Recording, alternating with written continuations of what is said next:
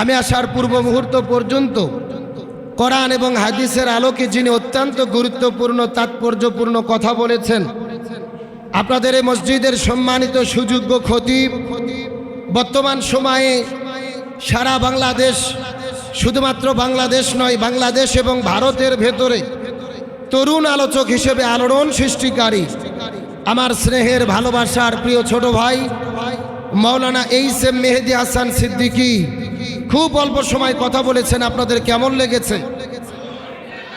তিনি সাহসিকতার সঙ্গে বর্তমান প্রেক্ষাপটে চমৎকার কথা বলেছেন। আমি মনে করি এটা আপনাদের জন্য সৌভাগ্য, এত বড় একজন আলোচক, এত বড় একজন বক্তা, আপনাদের মসজিদের খতিব, আলহামদুলিল্লাহ বলেন। যাকে মাহফিলে দাওয়াত দিতে গেলে সেদিন টাইমে 20-25 হাজার টাকা পুটি রাতে দেওয়া লাগে, তাহলে 20,000 টাকা দিয়ে যার ওয়াজ শোনা লাগে রাতের বেলা,